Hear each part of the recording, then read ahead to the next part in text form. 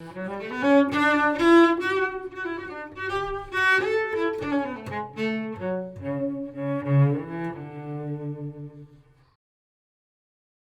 everybody. Thanks for coming out. I want to thank everybody that's supported me through the years, the talent, the teachers, and anybody who supported me to have me actually be up here on the stage. So, it started when I was in the first grade. That's me in the center with my eyes closed. I still close my eyes in pictures. But I started to notice how people reacted to the art that I made, or the drawings that I made at the time. The teacher had set us up in the middle of the classroom with easels, and I was painting with other students, and I was painting a spaceship, lots of colors. I was into it. And then another student from another easel came around to look to see what I was doing. He looked at it, he looked at me, and he said, "That's stupid." And I was like, oh my God, that's weird. I was really confused. That was like the first reaction I ever had from anybody about my art. And so the next incident was I had come in late to class, and the teacher had everybody finger painting. I saw everybody painting, I got really excited, and I ran over to my desk. My teacher followed me, put a big sheet of paper down on my desk, and a big jar of green paint. She opened it, and before she could say anything, I shoved my whole hand to the jar and began slapping the paint on the paper and making a huge ball of green scribbles. And she audibly gasped and took a step back, and I noticed, and that was like really awkward for me. So I took that painting home to my mother, and she was looking at it, and she was like really confused. I was confused because I don't even know why I did it. I just went at it, and to help her make sense of it, I was like, that's where the spaceship's going to. It's a planet. I don't think it helped, but I did realize then that how people reacted to things that you show them, that you drew or painted. And by then I was hooked. I was always into like trying to control the way I draw, the way I colored, and showing it to my mom, to my brother and sister, to everybody in my family. And that pretty much set the course for my life. I pretty much started to understand that I really needed to connect with people. This was probably the only way I could connect with people because I was kind of a quiet kid. But every time, since we were military, we moved around a lot. And so the better I got at drawing, the more I was using it to make friends. So when we moved to Hawaii, my father had transferred to Schofield Barracks. I started to get into, in middle school, I started to get into graffiti. It was coming through hip hop, and I was really interested in learning about it. And I started to make friends who were also interested in learning about it. Lance Palakiko and Mark Leon Martinez. We would sit at lunch or even sometimes in class and just draw graffiti and share it with each other. And really, it was the first time I was able to collaborate with different artists upon the same subject matter. So it was really intriguing to me. Also, Mike Paz and Jason Ballestero, they created they're about my age, and they did a 2-story mural at my school, and I was just blown away. So from then on, I was just like, I really want to do something like this. After that, we moved to El Paso, and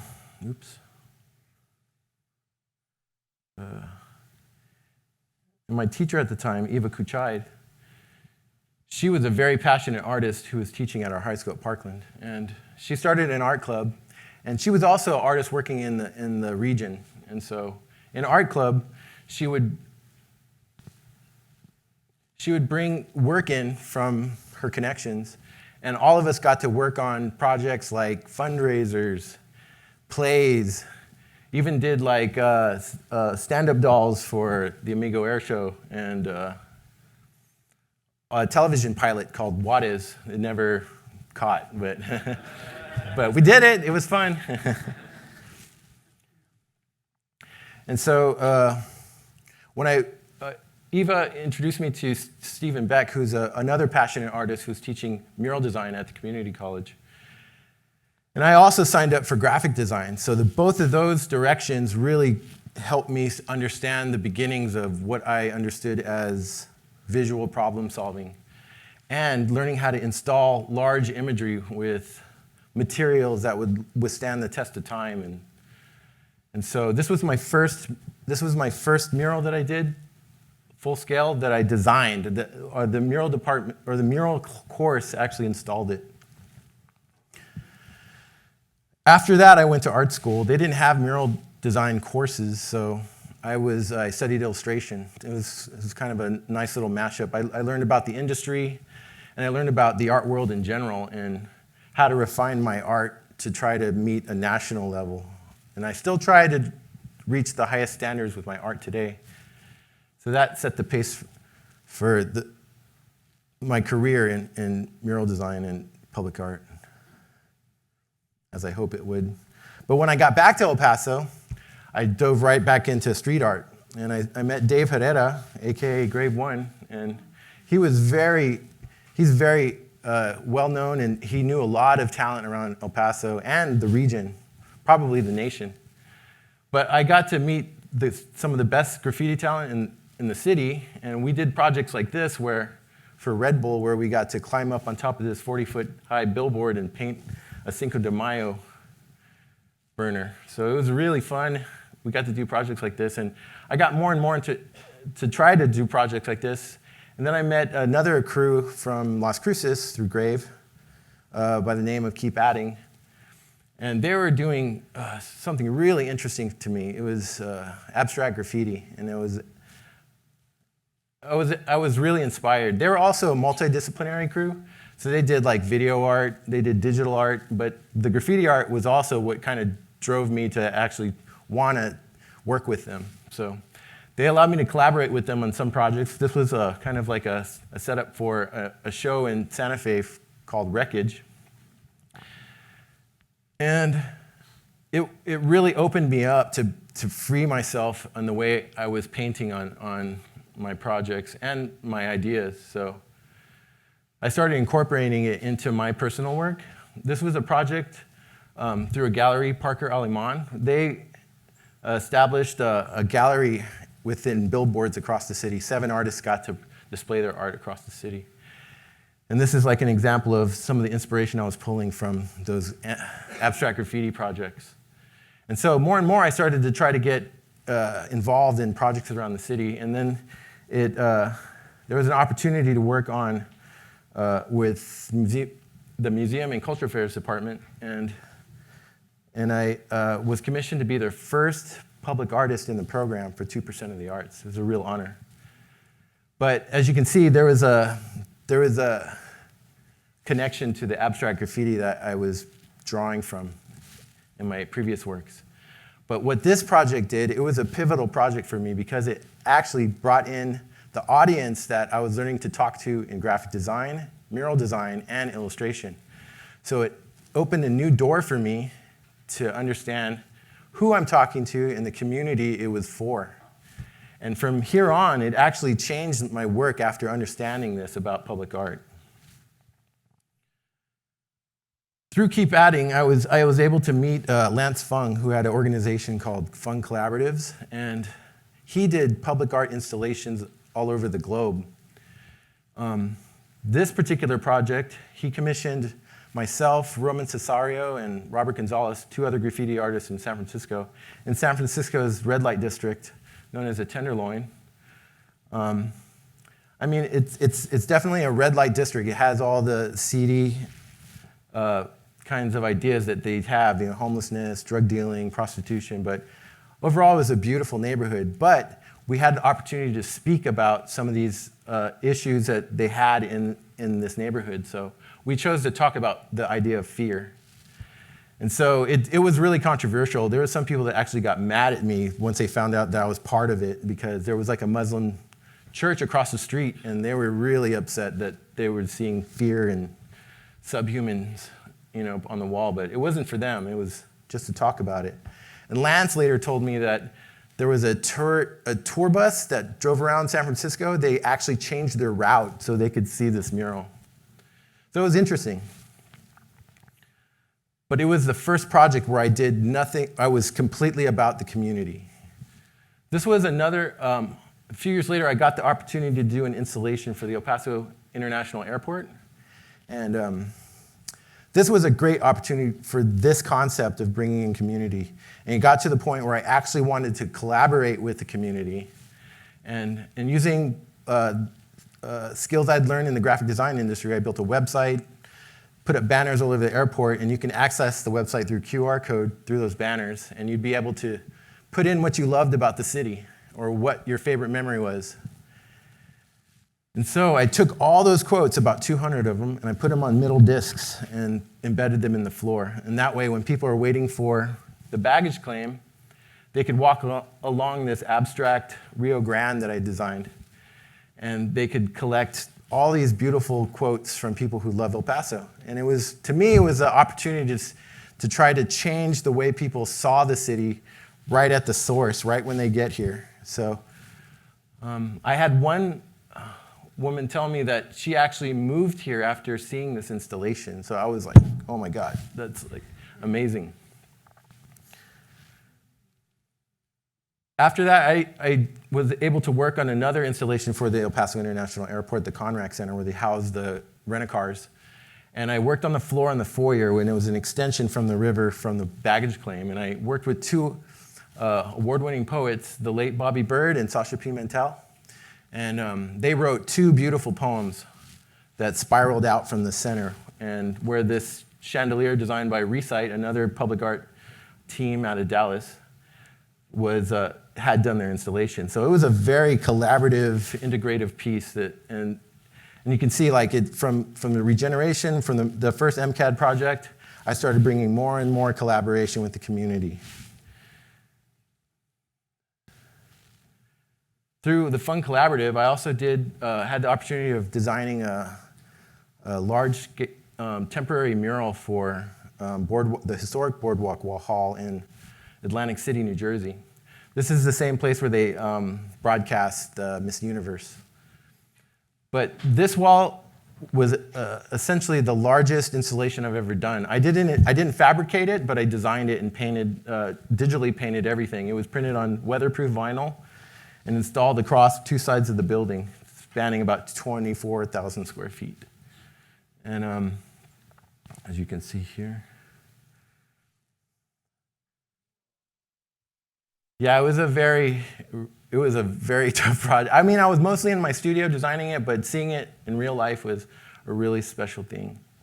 Also, if you can see this neighborhood down here, they were probably in the realm of low income. I wouldn't say that it's that bad because 100 yards down the way is the beach, but it was low income housing that all they had for their view was this huge wall.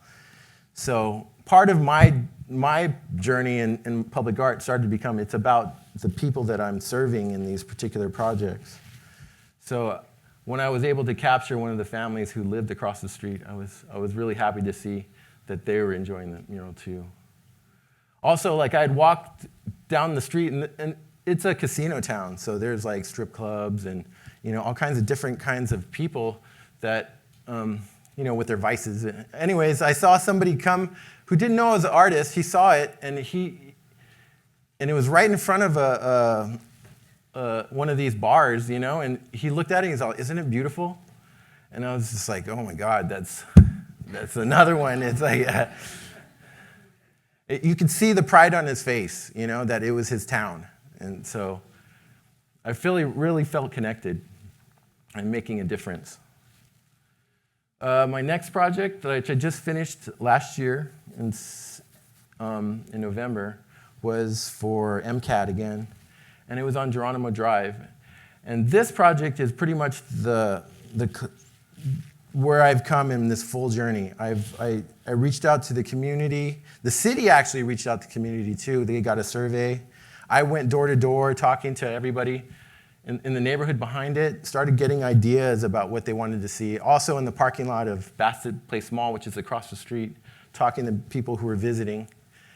A lot of them said, when I asked, like, what is it about Paso that you really like? And they're like, well, everybody's together here, everybody is unified.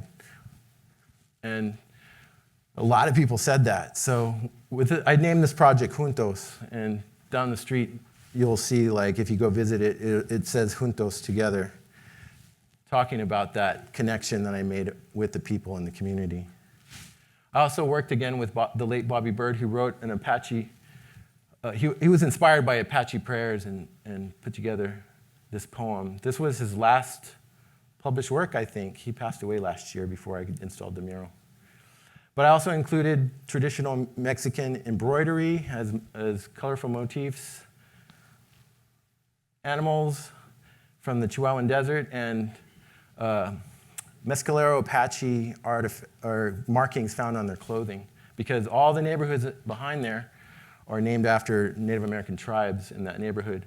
Also Geronimo, which the street is named after, he was Apache. So my next project is for La Nube, and it's on the 4th floor of in a space called Flow Zone, where children can come and learn about how water moves through the city and through their homes, and they get to play with water in some of the displays that they have. In my piece, I have a 22-foot-long terrazzo bench that speaks about an inspiration from the airport in the Rio Grande, and it connects to the concept of education. It's very more on the expression side, but I did want to bring in the community of education into it. So I integrated discs that are interactive, so you can scan with your phone, and you'll be able to see concepts about water and the natural environment here in El Paso. So through this whole journey, I pretty much came to the realization, especially writing this talk, that my mark as an artist and a designer is connecting to the community and helping them express who they are. I'm like the person that'll go out and put them out there like I am on the stage, I want to use my talents and skills to be able to help people with their identities and where they come from. Because being a military kid, I don't really have a real home in a sense, so I've adopted El Paso. And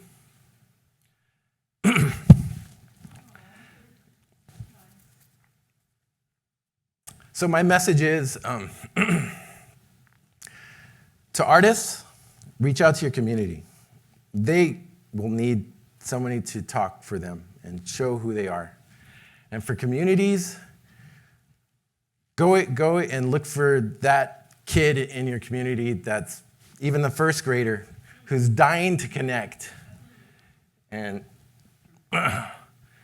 find themselves in the work they do for you. Thank you.